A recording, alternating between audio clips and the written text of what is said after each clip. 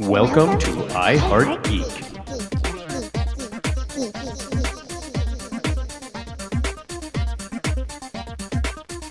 And welcome to the very first Loki episode, episode 1. Oh my god. Yay! So good. Let me do the introductions. We're gonna have kind of a rotating cast a little bit this time, but right now we have me, I'm Dub, and I'm here with Courtney and Michelle, and we are going to rock this thing out of the freaking ballpark. Heck yeah. That's a lot of pressure. How can you not? This episode No, there's a lot in there. was so good. Mm-hmm. Before we start, let's ask this real quick. What were you guys expecting going in? I don't know. Go ahead, Michelle. No, you're fine. No, I was just gonna say I don't know because I mean, obviously I saw, you watched the previews and stuff. I just did not. I had not any clue what to expect. Mm-hmm. What about you, Courtney? I think after the craziness of WandaVision and then the complete change of tone and style and everything with Winter Soldier, I had no expectations because at this point in time with these Marvel TV shows, it's like, what are you going to give me, Marvel? I'll take whatever you give me. It's one of those see what things. you got. Yeah, it does no good to guess. I was so happy with this. It was nothing that I was expecting. It was, for lack of a better term, it was kind of slow to start. I think, but this is definitely on a ramp up. You can tell it, so it's very forgivable for me. So it packs a serious punch for essentially a pilot episode. Yeah. Well, here's my one problem. They did the WandaVision thing when they're. How much of it are they just doing to throw the fans off, and how much of it are they doing for? It's important to the show. Well, I think we have to remember with WandaVision that a lot of stuff was actually put in, and then it wasn't followed through because things changed for other projects. I mean, we know for a fact that Doctor Strange was supposed to show up in the end, in the finale of WandaVision, and then they decided not to do that. So, I mean, I think we may be seeing a little bit of this with this one where stuff is planted. And I mean, I think a lot of the stuff that was planted in WandaVision, I think is still going to come to fruition. I mean, we all know Marvel plays the long game. Yeah. Well, my biggest issue with this going into it is what Feige said last week. This is going to be the most important television show that's going to change everything for the Marvel universe, and that kind of pissed me off. I'm like, dude, don't set that's kind of like the Paul, whatever his name is, Vision saying, I get to work with the greatest actor I've ever seen.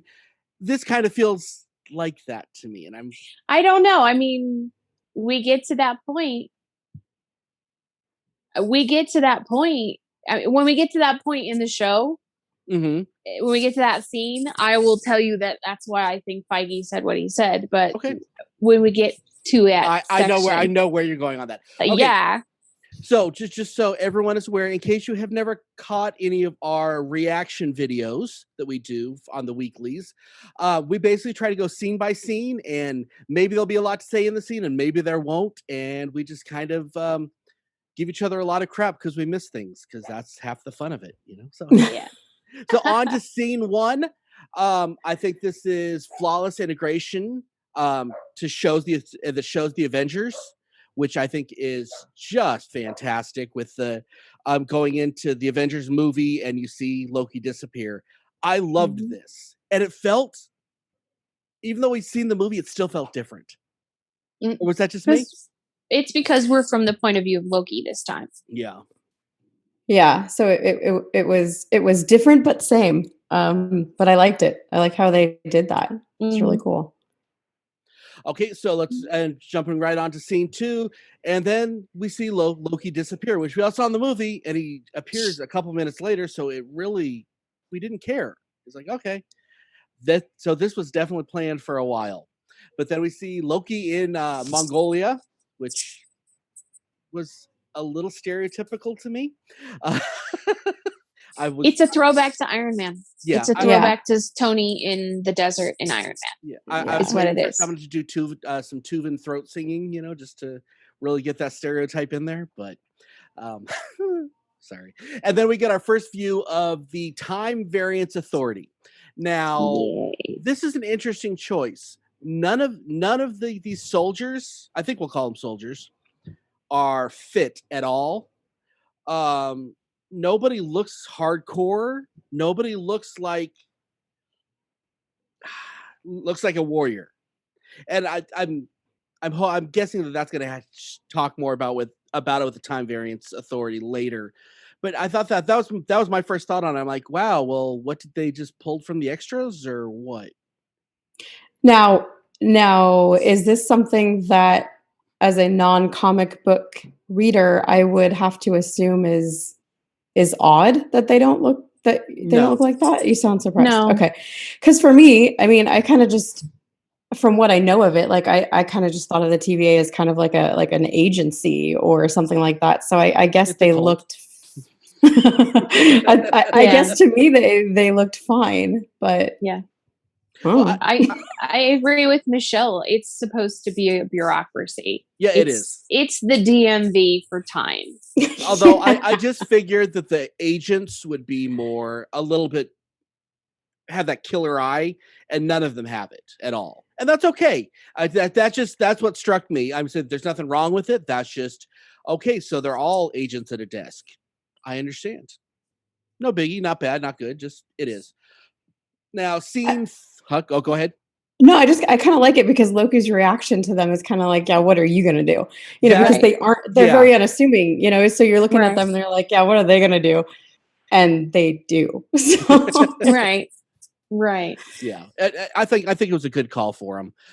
Again, that was just my first. We're going to get a lot of first impressions on this episode. Yeah. So, scene 3, we got Loki in bureaucratic hell. I hope we see more of the receptionist. He's from Tacoma Fire Department and a bunch of other stuff.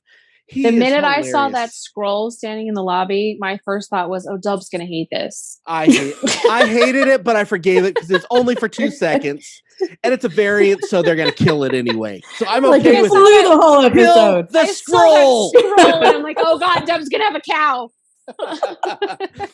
Did I put it in my notes? No, I didn't. No, I was waiting for it though. No, I was prepped. Big surprise to everybody. I hate scrolls. You hate scrolls. They ruin the Marvel universe. Period. It's almost frightening how much you hate them. Oh, yes, I do. It's like some deep. I'm like, who hurt you? I mean, like really, the scrolls. The scrolls touched me. It's bad. Okay. Now, when they were going through his processing, the robot with the icon face made me laugh so hard. So cute. It's got the little frowny, like, what are you doing? Oh my God. It was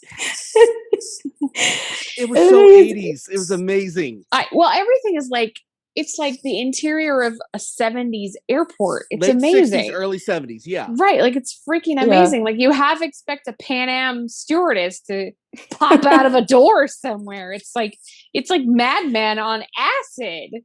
It's so cool, but it's also like advanced at the same time, but it's like not. And then you've got these random things like that you're just like, what the heck? It's bad. There's elements I definitely want to do next time I redecorate my house.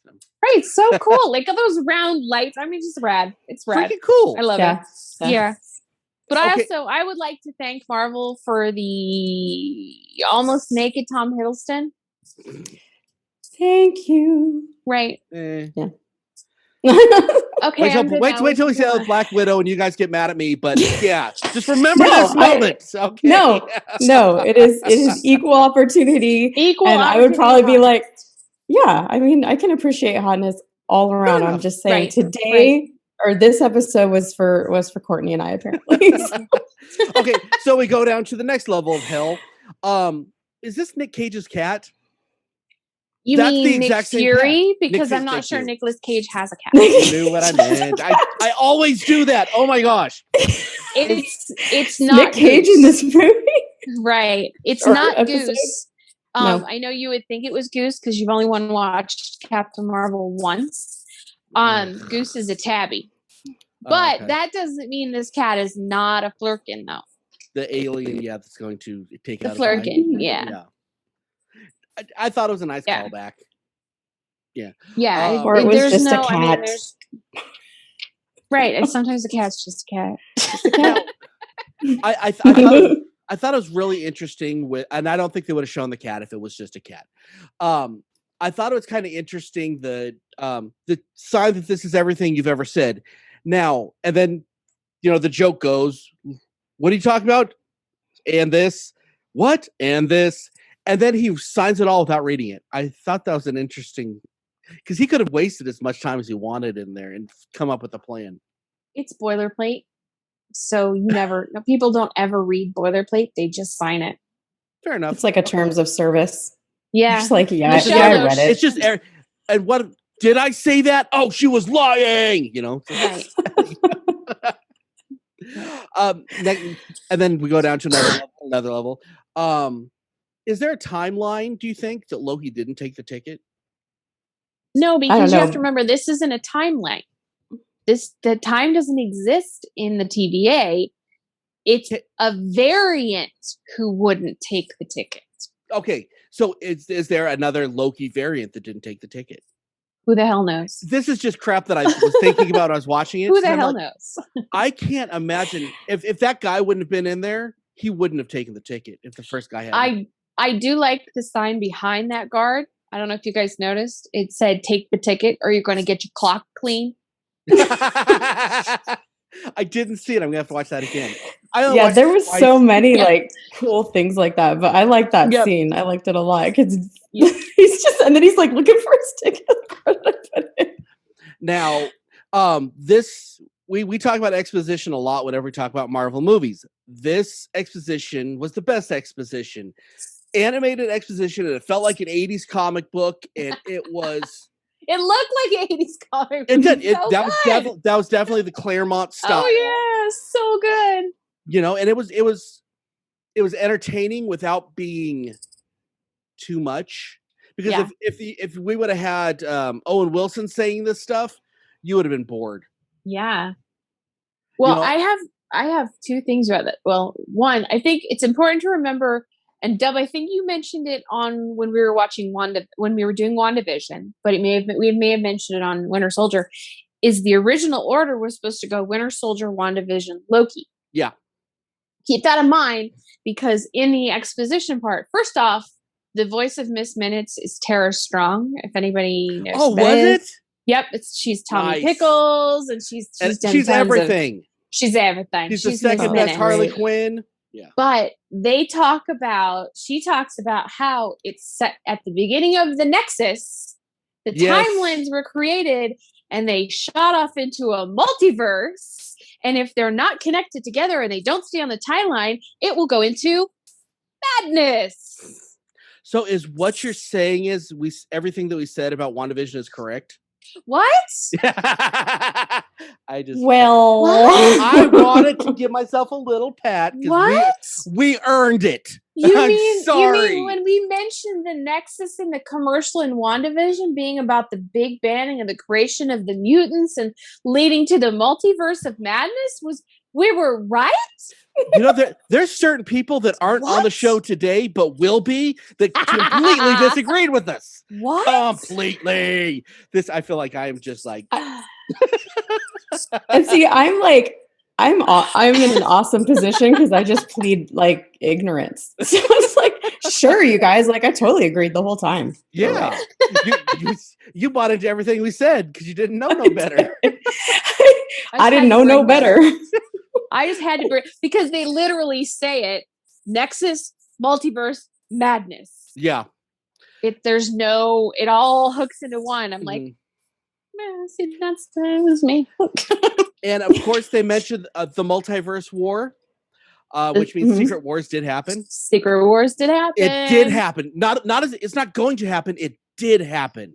Yep. Do you know how big this, Michelle, I hope you read Secret Wars, because this is huge that this happened. Huge. And part of Jane Foster part of Jane Foster becoming Lady Thor in the next Thor movie is part of Secret Wars. So it's going to happen again. yeah. Now Michelle's reading list keeps growing. Yeah.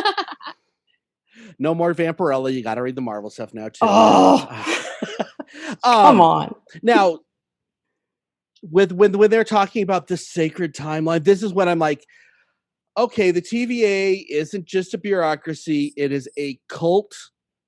These people, the sacred timeline is like God. It's wow. The reverence they have for it it's a bit much. I didn't read that. Really? What did you read on that? I just saw it as a bureaucracy. Like I literally said, the DMV. Like the DMV. And I see that. Yeah. It's a well-organized cult. Like, I can't say because I don't get sued. Yeah, I don't. Yeah. Everybody knew what I was going to say, though. I don't see the cultness of it, but maybe I will later on. But I don't feel that now. That's just my thoughts. We're going to talk about it. Since it's a bureaucracy, I tend to look at it as, the far, like they've gone over the edge. Yeah. Like there's kind of the normal, and then they're over here.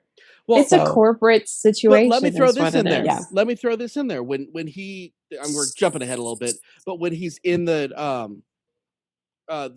courtroom, he goes, So are you the authority? She goes, no, but I'm part of the authority. I speak for the authority. That is kind of that creepy, no blinking cult out in the desert in the 70s with the 9,000 wives. We're not the authority. We're part of the authority. But judges are part of the authority. How it works that's just why I see this system as well. But we'll see more as we go. The judicial system today on iHeart Geek. Let's not, because I have nothing good to say. Okay, let's go on to scene 4. Is this the court? Almost. Oh, okay. Well, there's 2 things that we wanted to hit. Yeah, I get it. With scene 4, when we finally meet Owen Wilson, and he's Detective Mephisto, or Mephisto. He's not Mobius. I'm sorry, that leads me to my next point. Did you see in the stained glass who that was? We're gonna argue it's about not that. We're gonna argue. Mephisto. It's not. It is not him. Nope. It's Mephisto. Nope. Vetoed. Nope. You are not going to change my mind on this. It's Loki. Okay. Loki has never been read in any incarnation. It is a homage to. It's Loki. It was meant to be a representation of Loki. Go look it up, dude. I think it's interesting if it is. The director has I don't trust them. Yeah. Okay. Well, because there's a couple reasons. Michelle, I'm sure you saw this with me. First off, he has the horns, obviously, but he's also wearing green. The devil is rarely depicted in stained glass art as being wearing green. And when he asked the little girl, who I bet you dollars to donuts was supposed to be Joan of Arc, because it's around the same time. And she was saying, oh my gosh, yeah. Wow. That's just me. I'm sure that was not true, but that's just a Courtneyism. But let's just go with it. He says, who did this? She points to that picture. Well, we know that the variants, we don't know yet, but we find out that the variant that does all of this stuff is Loki. It's another variant of Loki. That's allegedly. The stained glass, I agree with Michelle. The stained glass is not Mephisto. You could have just given me my Mephisto moment. I probably would have shut up about it the rest of the series. You can have it. I listened to your Mephisto moments throughout WandaVision, and it's not happening. I wasn't the only one with Mephisto moments. No, Courtney. I was doing it now too. I'm here. I was doing it too, Michelle. We can't blame him solely for Mephisto. I was on the Mephisto train. Okay, I know. All right, but I'm getting off the Mephisto train. In this moment. Now let's go to court. Yeah. He's like, change the subject. No, there's a lot in this I don't want to get. All right, go. So we're in the courtroom. And go ahead and say what you want to say about the courtroom, because there's the scene afterwards that just broke me. So go ahead. Well, I just have 2 things. There is a Stan Lee cameo in the courtroom. What? And I missed it? Yeah, it goes by really fast. The murals on the wall Yeah. He's in the one closest to the door. So he's the first one. He's the first one that, if you didn't think I was sitting here watching this crap frame by frame, you'd be wrong.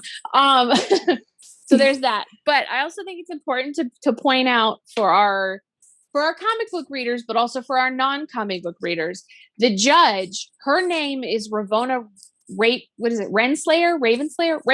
Ravonna Renslayer. Well, Ravonna Renslayer falls in love with Kang, the Conqueror, who we know is showing up in the next Ant-Man film. Mm-hmm. 2023. So go look her up, guys. And if you don't see the actress Gugu Mbatha Raw she was a great choice for this character. If they open her up, she seems so familiar to me. She was in the Beauty and the live action Beauty and the Beast. She was the Feather Duster. And then she was in something else, and I unfortunately can't remember exactly what it is right off the top of my head. Now let's go back one step, and that just with the Kang thing. If you don't think Kang the Conqueror looks exactly like the time, he looks like the timekeepers. He looks like the three timekeepers on the wall. Yep, exactly. So I think that's an interesting take.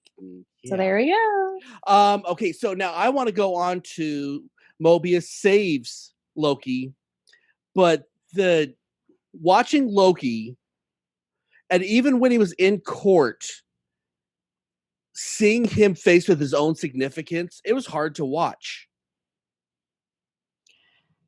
It literally bummed me out.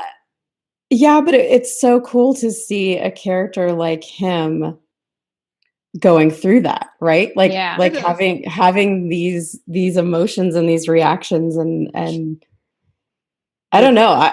I think it was awesome, but my problem, and I don't think it's a problem because I think that's what they wanted to do, but my issue, my emotional issue in it is not the fact that he was humbled, because I want to see Loki humbled. Everybody wants to see Loki humbled. It's that he became insignificant, and you could just see in his mind, and you can see in his eyes, something changed at that second. And it's like, ow. He realizes when Mobius, by the way, who's named after a Mobius strip, which is the key to time travel. It's a continuous loop. Wink, wink, nudge, nudge. He's also one of the dreaming. Sorry, go ahead. Yeah, I mean, his name is literally Mobius M. Mobius. That's his full name. And Owen Wilson was a great choice for this character. Wasn't he? So and who would have thought of him? Marvel, we've said it before. Awesome. We've said it before. It's begs saying it again. Marvel knows how to cast. Yes, they do. They pick the perfect people for these characters. But sorry, Beck, when Mobius is showing Loki everything, his future life, I did not expect to be punched in the gut in the first episode of this show, but Marvel just decided they were going to wait on. They were going to hurt me. I know where you're going to go with that. Yeah, I mean, but they can we wait on that, because I know what you want to talk about. They just decided they were going to hurt me right off the bat, and it was painful. So, yeah, we jumped a little ahead, and I don't want. I don't want to lose that moment. I do want to say, I think in this episode, this season, this scene, correct me if I'm wrong, they mentioned the other and the others. I think it's worth noting that the assistant, Thanos' assistant in the Avengers, and I think they call them the others.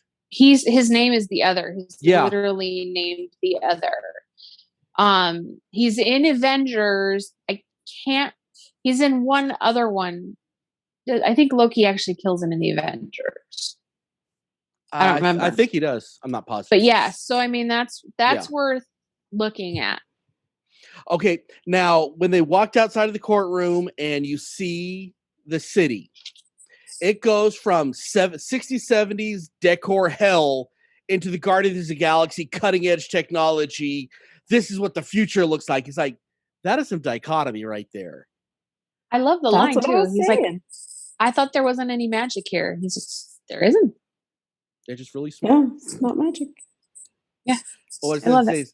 Tomorrow's science is yesterday's magic. something Yeah. like that. Something like that. Okay, let's see. I already said that the TVA is a cult. Okay, so we got the interrogation scene. Now, first thing I want to mention this real quick. Josta cans. Does anybody else remember Josta? It was a terrible soda. There was only 1992 through, I believe, 1995. So 95 through 99.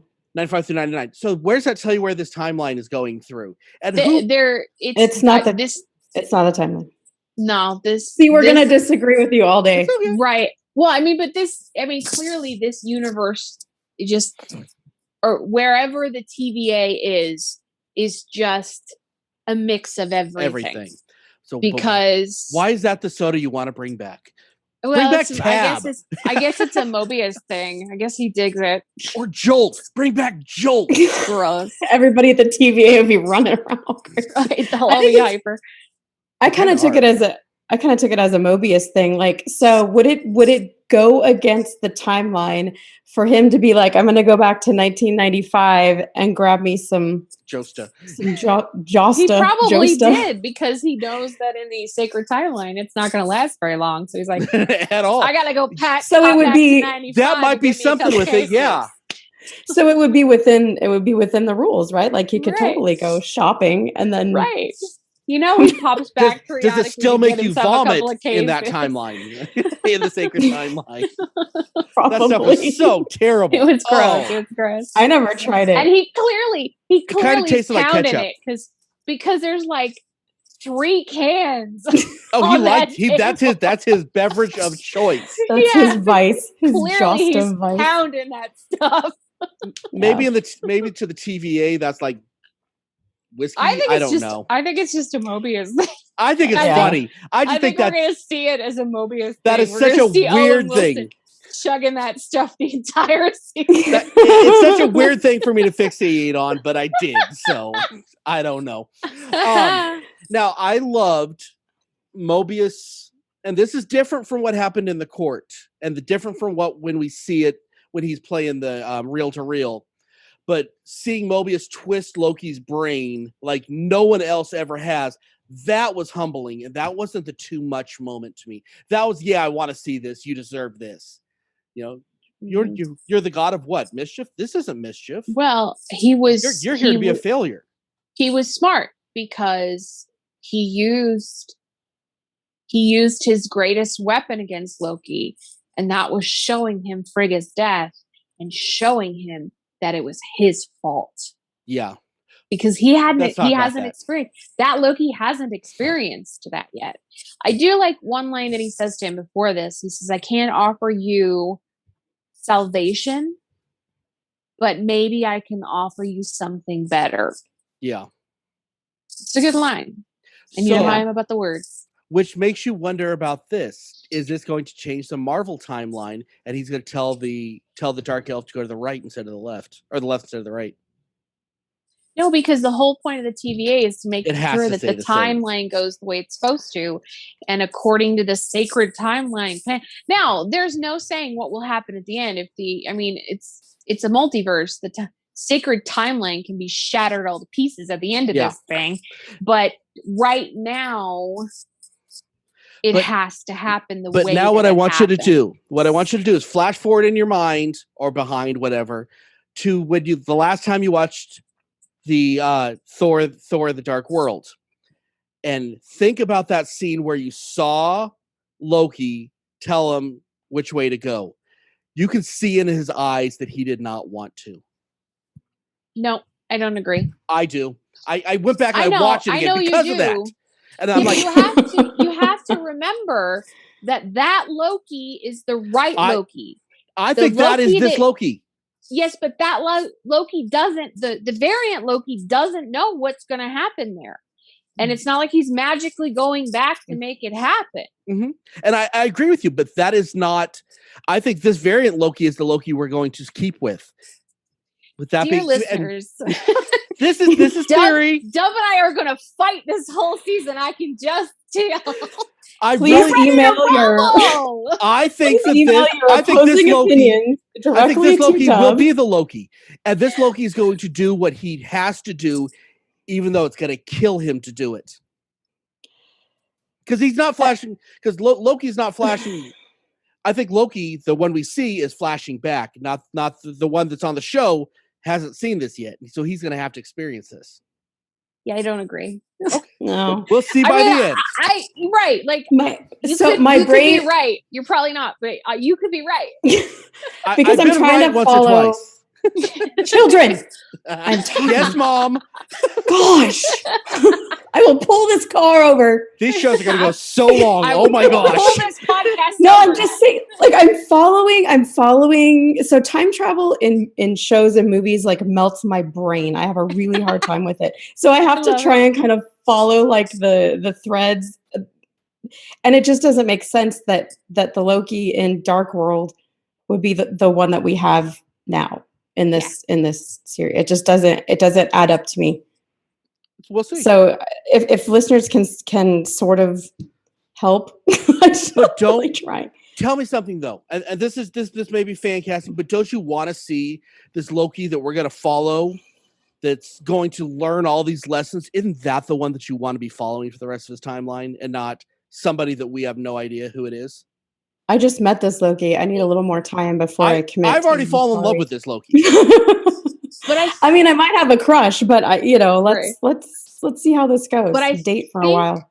I think we also have to remember that the timeline that you're talking about has already happened. It's already done and over with. Mm-hmm. So unless the TVA plops him back into a later time, a past world, or he figures out how to get himself there, then it can't happen that way. But on the other hand of that, we don't know what's going to happen at the end of this. We know it's going to blow up the timeline. Right. The timeline is probably going to be shattered to pieces because it also has to set up the multiverse of madness. Yes, exactly. And I mean, without a multiverse and billions of little tributaries and rivers of time. Now, okay, let's move on. Let's talk about the DB Cooper scene. I love this. I love the reference, but who the heck says, "Hey, you know what? We don't have a reference of the MCU." DB Cooper. I think that's what all the kids are talking about. It's actually using DB Cooper in this scene and that whole scenario was actually brilliant. Yeah, I thought. I agree. Oh, I enjoyed it. It was just I agree. That's such a weird reference to pull out of nowhere.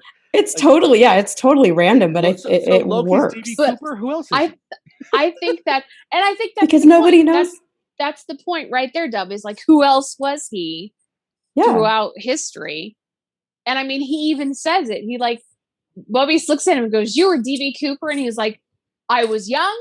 It was I bet? lost a bet with Thor. Yeah. I mean, it's like it's the Marvel equivalent of I was drunk. Yeah. Yeah. Yeah. Okay. Scene 7, Loki escapes. I'm not trying to ignore y'all. Just scene 7, Loki escapes. So how many variants or screw ups has the TVA collected with so many Infinity Stones? I don't think they've collected variants with Infinity Stones. They've killed them. I think they have Infinity Stones because I think when something happens, like the Sorcerer Supreme shows us in Endgame or whatever it is in Endgame, where she plucks one and it moves off. I think every time an Infinity Stone goes awry, somebody from the TVA pops back down and sends in one of those paperweights. But they weren't all stones either. They weren't all the complete stones. They were in different, different stages of being torn down into stone. If you look at, they're all different. I think they drop them off when something. And some of them are in different things. Like I don't know if you saw the tiny one in the cross. Well, and there's also like Ronan did. Yeah. Yeah. There was a medal. There was a medal in there, a baseball card. Which looks like Walker's medal that he pins to the back of his fakey shield in Winter Soldier. So what happened on that timeline? I want to watch this timeline now. Gosh dang it! One thing that's interesting, because I know there's been a lot of people going, "You mean Nat and Vision died for nothing?" Because he called them paperweights. One thing you also have to remember is Infinity Stones. This is comic book lore, nerds. Stay with me. Infinity Stones don't work outside the universe that they belong in. Mm-hmm. There was even, Dub, I'm sure you remember, there was a crossover, God, I don't know how long, 80s? The DC one? With Marvel and DC. Yeah, Yep. where Darkseid Did actually held the Infinity Stones. They didn't work. Yeah, it was nothing. So the only place they work is the universe that they're dropped into. So into this sacred timeline. That's why they're paperweights at the TVA. Yeah. They have power in the universe. So no, Nat and Vision didn't die for nothing. Stop. Stop assigning stuff. Okay. I'm sorry. Okay. And then my final part on this, when he's watching the end of the reel to reel, and I want you guys to honestly ask this question: what does seeing your own death do to the psyche of a being like Loki that believes he is forever? Can we just mention really quickly the phenomenal array of acting on Hiddleston's part? Yes. From the Frigga's death scene all the way up to the scene you're talking about where he sees his own death, and then he sees Thor just lose his crap because if I didn't say the word, lose his crap. I mean, he saw all of that. So I mean, it was just, I felt punched in the gut by that whole montage. I don't know how everybody else felt about it. It was an emotional, I wouldn't even call it a roller coaster. It was just this constant like layers and layers opening up, and you could just see, and he did such a good job of portraying like every single step. Yes.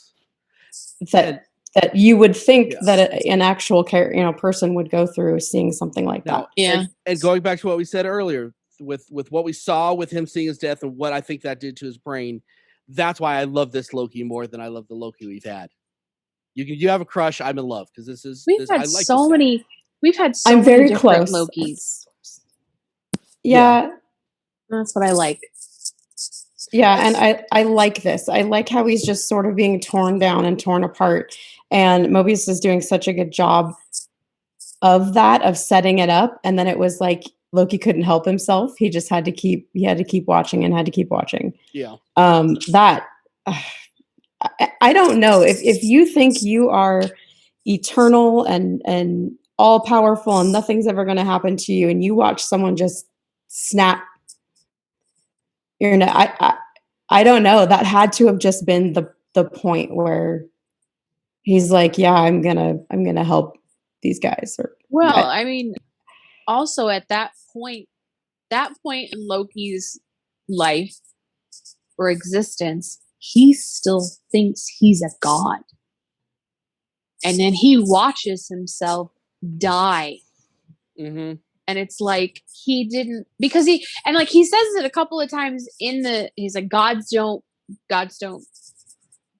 beg, or gods don't answer, or whatever he says. And the courtroom, I think, and they laughed in the courtroom, I think he calls himself a god at some point in time. I think he calls himself a god several times, and then you get to that point, and I mean, in his mind at that point in time, he is a god, he can't be killed. Then he just watches himself die. And I also find it interesting. I like the fact that we as the audience don't watch like Loki die. We watch Loki die. Mm-hmm. So we focus you hear it. What he's saying. Yeah. You hear the bone crunch, and then it's. Yeah. No. That was intense. He deserves some kind of award or whatever for that. Throw them all scene. at him. Oh, throw them all at him. Okay, scene 8. Loki gets his mission and he takes it. And I think Loki versus Loki is going to be an amazing plot. And I think we're going to see Loki versus Loki for the rest of the season. Yes. Well, no. I know Lady Loki's coming. So okay, here's me just asking questions. So did that really, part of me was like, did that really look like Loki? Like, is that really what we are seeing I have thoughts. in the 1858 scene, or is it somebody else? And is Loki actually going to be fighting somebody else who's killing all the TVA agents? Yeah. My thought, I think it is Loki. However, I think that with how he was dressed with the lantern and everything, he looked a whole lot more like Odin than he looked like Loki. Oh, see, I wasn't thinking Odin, but I Yeah, don't think it and- is Odin, but I think he's definitely going to be using different. It's got to be Loki, but I think he'll be using different personalities. Yeah. Hmm, He shifts. I know okay. we shift because I know Lady Loki's coming. I will say I didn't see Odin in that, but what I saw was it actually looks like the tarot card for the Hermit. So I don't know what imagery they were going with. I didn't see the Odin, but I saw that. Because the Hermit wears a cloak and he always holds out there's always a lantern he holds out guiding the way of lost travelers. So I don't know, be interesting to see. I think I'm gonna just remain skeptical. I think because I don't know what it is, and I know I'm the noob here, but I'm just saying like you should be skeptical. It makes these a lot more enjoyable, right? I wish I could be skeptical everything. again. I wish I didn't have these opinions. They get tired of me and Deb arguing at each other in comic book terminology. Oh my God, they're having a nerd fight again. A nerd fight. That is a show, kids. Wait, now, I got one thing. Okay, go ahead. One thing. Oh. At 34 minutes and 15 seconds. Okay. There is a scene. Loki's standing in a hallway. I think it's where he's running, trying to fight. The door opens and a TVA agent brings somebody in. I swear to God, that person is Peggy Carter. It looks like Peggy. I'm going to have to watch again. It goes by so fast, but if you get up close, she has the same shape as Haley Atwell. The hair is done like Peggy. The bluish gray, the blue gray or whatever outfit. Yep. Yeah. It's at 34 minutes and 15 seconds, folks. I would love to hear what our listeners think. Swear to God, that's Peggy. And that just tells me that she and Steve got in some trouble. Well, because the time he went back in time. So what's going to happen? Well, I mean, that's the thing. Or was she going back? Oh, sorry. Well, no, go ahead. Then I'll go ahead. What I kept thinking, what I thought, because I was like, that looks like her. Like, was she going back to search for him? I mean, if someone I was in love with disappeared, I mean, heck yeah, I'd go looking for him. So I wonder if that just struck me. I didn't think anything about like Steve going back and to be with her. Like my thought was, what if she was trying to find him and got in trouble? Yeah. Well, and if it's even her, but it looked like her. It looked like her.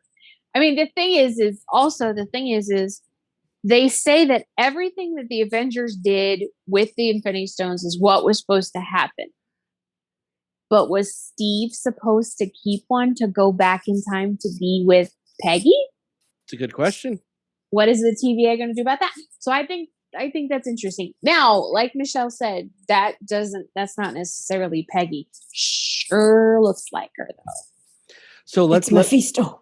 Let me ask these questions. I wish. Let me ask these questions real quick. What did you grade this episode? And so we can look back on when we watched the last episode. What grade do you think this is going to earn by the end? Let's start with Michelle on this one. I'm going to grade this episode as an A. You know what? I don't know. We're like at the beginning here, so I'm going to say it could go down a little bit. I don't think by much, but it could. It's just we've got to see what else we've got in store. But I mean, it was such a good start to this. Yeah.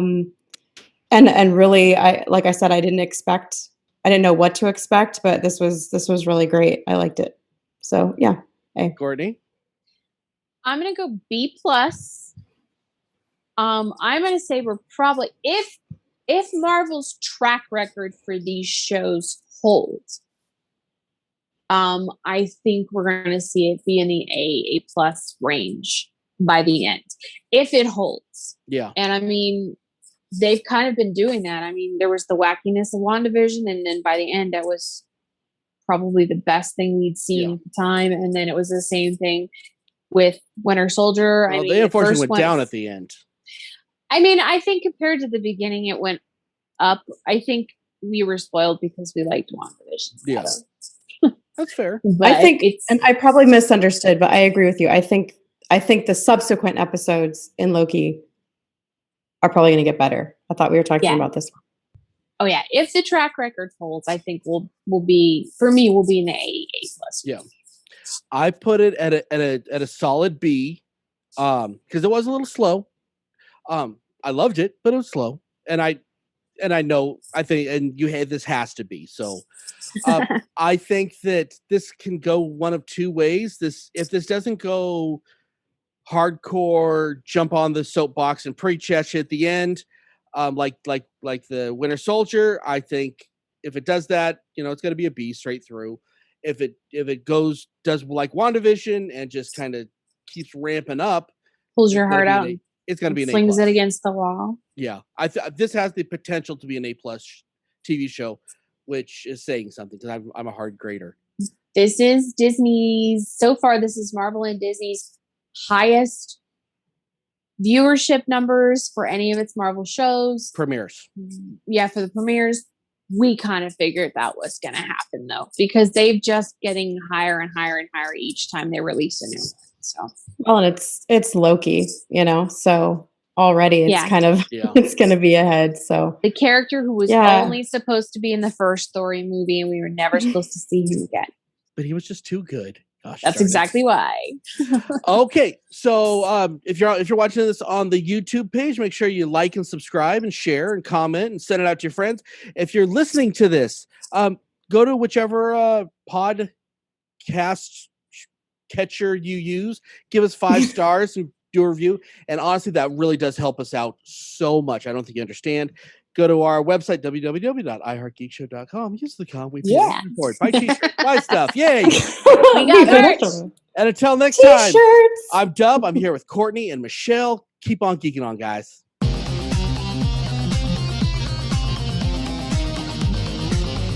You have been listening to the latest episode of the iHeart Geek Show. Make sure you visit our website at www.iheartgeekshow.com. Make sure to follow us on Instagram, Twitter, and Facebook. And if you check us out on YouTube, make sure to like, comment, and subscribe. And keep on geeking on to all of you geek rock stars.